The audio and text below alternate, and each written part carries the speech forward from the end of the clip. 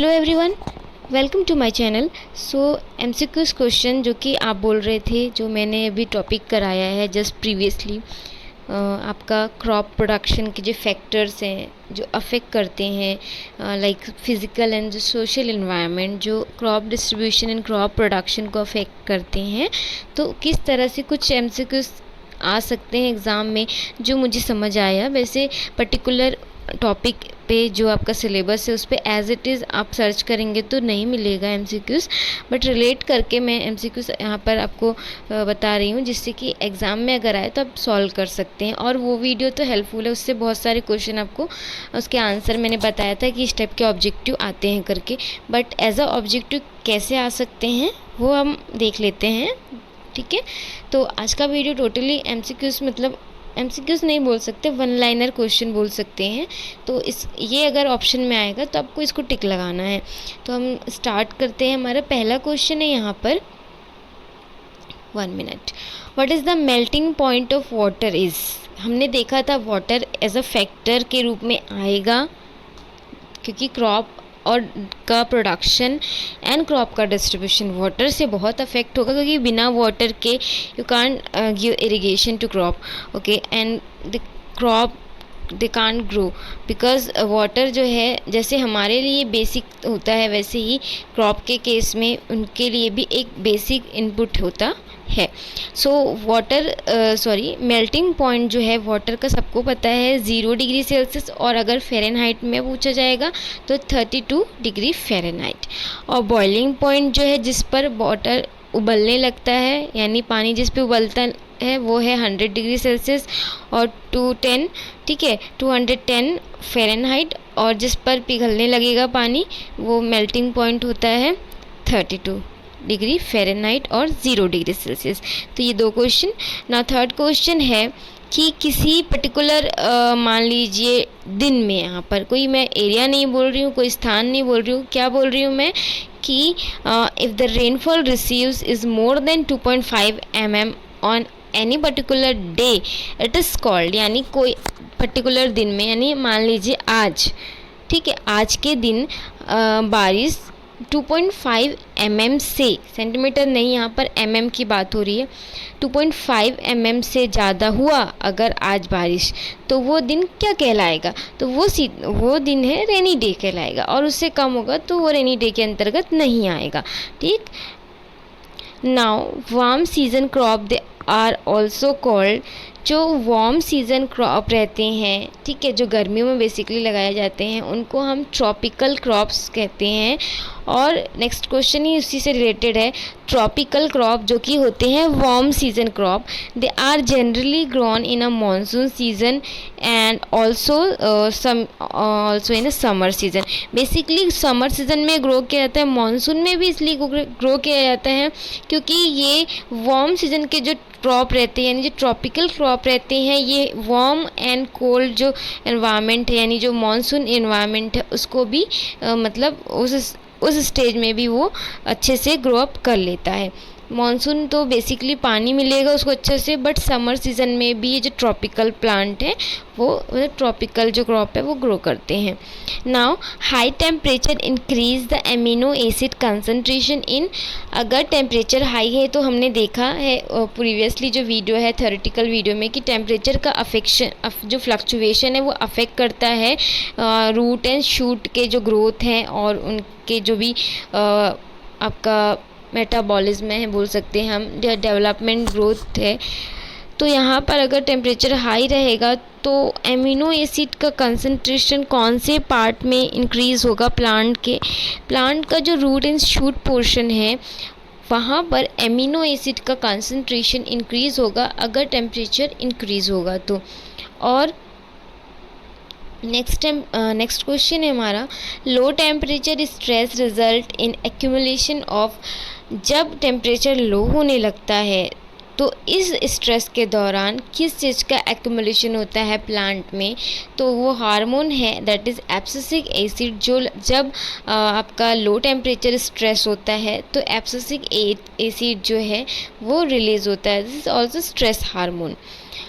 Now temperate crops, यहाँ पर में ट्रॉपिकल हमने देखा वार्म सीजन क्रॉप है, और टेम्परेट क्रॉप में आपके जैसे कि wheat, barley, oat, they belong to the long day plant. हमने देखा था फोटो पेरियोडिज्म के बेसिस पे long day, short day and day neutral plant रहता है, और हमने देखा था फोटो सेंसिटिव प्लांट। ठीक है, ये सारी चीज़ें देखी थी, और लाइट के डायरेक्शन में जो भी प्लांट मूवमेंट करते हैं ये हमने पॉइंट देखा, ये मतलब बेसिक पॉइंट ही हमने देखा था। तो क्वेश्चन ये हो सकता है कि जो भी आपके टेम्परेट क्रॉप, अब टेम्परेट क्रॉप में कौन कौन से क्रॉप आते हैं, यहाँ पर ये भी क्वेश्चन से आपको यहाँ पर आंसर मिल गया कि जो आपका वीट यानी गेहूँ, बार्ले और जो ओट रहता है ये आपके सारे टेम्परेट क्रॉप में आते हैं, और ये लॉन्ग ड्यूरेशन क्रॉप है, यानी इनको दिन की लंबी अवधि की रिक्वायरमेंट होती है देयर लाइक फ्लावरिंग स्टेज और जो भी जर्मिनेशन स्टेज जो रहता है उनके लिए दिन की लंबी अवधि यानी मोर देन 12 आवर्स से ज़्यादा इनको रिक्वायरमेंट होगा।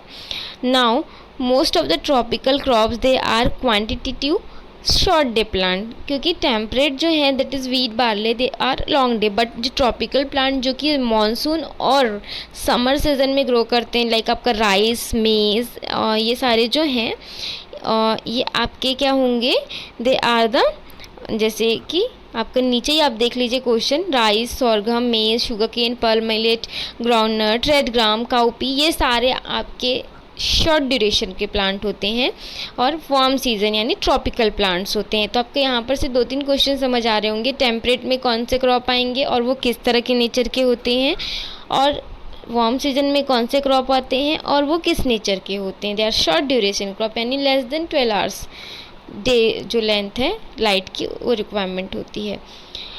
उसके बाद आपका वीट, बार्ले, पोटैटो, ओट, ये जो है ये कूल सीज़न के क्रॉप है, क्योंकि टेम्परेट को ही कूल सीज़न बोला जाता है। टेम्परेट एरिया में जो टेम्परेचर रहता है वो बहुत लो रहता है, यानी वो ठंडा एरिया होता है। ट्रॉपिकल एरिया वार्म एरिया होता है। यहाँ नाम से चीज़ें क्लियर हैं, तो हो सकता है सेम क्वेश्चन है पर डिफरेंट टाइप्स का पूछा जाए आपसे। Cool season crops they are called temperate crop because they are mostly grown in a temperate region। यहाँ पर कोई समझाने वाली पॉइंट नहीं, क्योंकि मैंने अभी जस्ट बोला ये चीज़। Leaf number they increase with increase in temperature, क्योंकि बायोमास प्रोडक्शन इंक्रीज़ हो रहा है जैसे जैसे टेम्परेचर बढ़ रहा है, तो नंबर ऑफ़ लीव्स जो है इंक्रीज़ होंगी जैसे जैसे तापमान में बढ़ोतरी होगी। Now the rate of biochemical processes are affected mainly by the temperature. तो अब यहाँ पर टेम्परेचर से बायोकेमिकल प्रोसेस जो है वो अफेक्ट होगा, हमने ये पॉइंट देखा था ना। Any chemical reaction increase with increase in temperature, यहाँ पर आपको अगर एग्जाम में पूछा जाए कि डिक्रीज होता है क्या, तो वहाँ पर आप रॉन्ग लगाना, क्योंकि इन टेम्परेचर के इंक्रीज होने के साथ साथ केमिकल रिएक्शन और बायोकेमिकल जो प्रोसेस है वो इंक्रीज होता है। लीफ के जो लीफ नंबर भी इंक्रीज होता है। ठीक, नेक्स्ट क्वेश्चन है most of the crop plant they grow best at temperature 15 to 30 degree Celsius. तो ये आपको याद रखना है, एक से क्वेश्चन बहुत पूछे जाते हैं कि जो ऑप्टिमम टेम्परेचर क्या है मोस्ट ऑफ द क्रॉप के लिए। तो मोस्ट ऑफ द प्लांट्स जो हैं वो 15 to 30 डिग्री सेल्सियस पे उनका बेस्ट ग्रोथ रहता है। नाउ हमारा नंबर ऑफ 17 क्वेश्चन है। Many crop plant die at temperature of, और अगर टेम्परेचर 45, तो हम भी ह्यूमन्स को भी बहुत गर्मी लगने लगती है। 45 से 55 डिग्री सेल्सियस पे क्रॉप जो है वो मर जाएंगे, वो उनका डेथ हो जाएगा, क्योंकि वो इस टेम्परेचर को सहन नहीं कर सकते हैं। ठीक है, मतलब unfavourable condition for the growth and germination and further development. Now 18th question is that what is the average of maximum and minimum temperature? The average of the maximum and minimum temperature it is mean temperature, क्योंकि जब हम average निकालते हैं that means हम mean निकालते हैं किसी चीज़ का। Now next question is the cotton, sunflower and buckwheat they are they neutral plant, क्योंकि सनफ्लावर को भी मैंने आपको बताया था वीडियो में ही प्रीवियसली, और कॉटन को भी बताया है कि उनको मतलब लेस देन 12 भी रहेगा और मोर देन 12 भी रहेगा, मतलब आवर्स रहेंगे, डे लेंथ का कोई प्रभाव नहीं पड़ रहा है, वो डे न्यूट्रल है, वो किसी भी मतलब दिन की किसी भी अवधि पे वो ग्रो अप कर सकते हैं। उनको ये नहीं कि इतना ही चाहिए तो वो अच्छे से ग्रो करेंगे, ऐसा कोई पॉइंट नहीं है यहाँ पर। They are day neutral. Most of the cool season crop ceases to grow at an average temperature of 30 to 38 degree Celsius, यानी जो आपके ठंडे एरिया टेम्परेट रीजन के जो क्रॉप्स रहते हैं उनका ग्रोथ बढ़ने लगता है जब एवरेज टेम्परेचर कितना हो जाता है 30 से 38 डिग्री सेल्सियस पे हो जाता है। ना alternate high and low light intensity influence photoperiodism. Alternate यानी अगर क्या होगा, जो लाइट की इंटेंसिटी है यानी लाइट की जो तीव्रता है, ठीक है, वो अगर थोड़ा ज़्यादा हो रहा है फिर कम फिर ज़्यादा फिर कम, इस वे में अगर आएगा तो क्या होगा, अल्टरनेट ऐसा होगा कि एक बार हाई एक बार कम, एक बार हाई एक बार कम, ठीक, यानी हाई लो होगा, तो फोटोपेरोडिज्म जो है वो इन्फ्लुएंस होगा।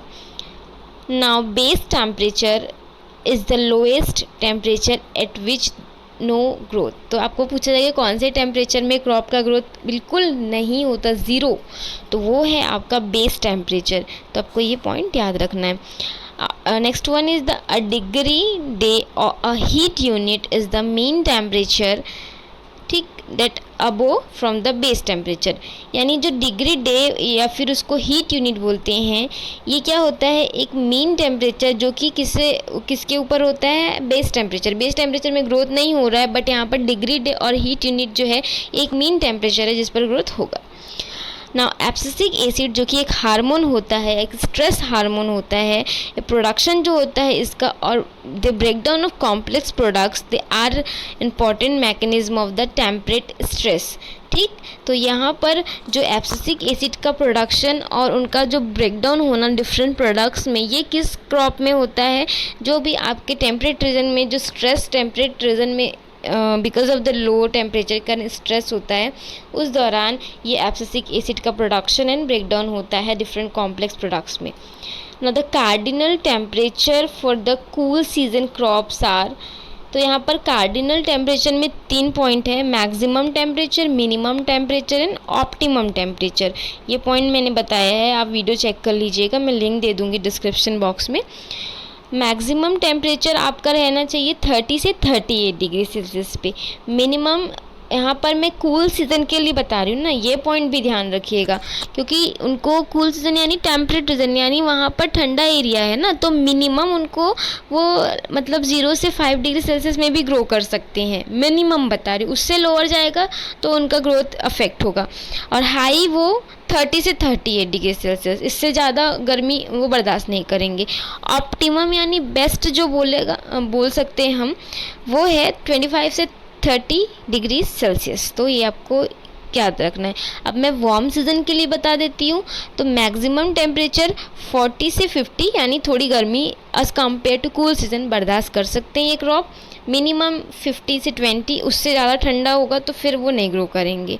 ऑप्टिमम 30 से 38 degree Celsius which is maximum temperature for cool season crop. तो इस तरह से कोरिलेट करके पढ़िएगा आप ना। टेम्परेट क्रॉप जैसे कि वीट, बार्ले, बार बार मैं नहीं बोलूँगी वही चीज़ें, ये लॉन्ग डे प्लांट होते हैं, ठीक है। वही जो है आपका ये सिमिलर क्वेश्चन हो गया, उसके लिए आई एम सॉरी। नाउ आपका 20th question, shorter the day more rapid is initiation of flowering in a short day plant, ठीक है। जैसे शॉर्ट डे जो रहता है, डे अगर छोटे दिन, मतलब हमको पता है जो हमारा मॉनसून सीज़न रहता है तो दिन की अवधि कम रहती है, रातें लंबी हो जाती, तो इससे क्या होता है, फ्लावरिंग जो है वो रैपिडली यानी बहुत तीव्र गति से इंक्रीज़ होता है, इनिशिएट होता है आपके शॉर्ट डे प्लांट में। और अगर दिन का जो अवधि वो लंबा रहेगा तो जो फ्लावरिंग जो है वो इनिशिएट होगा आप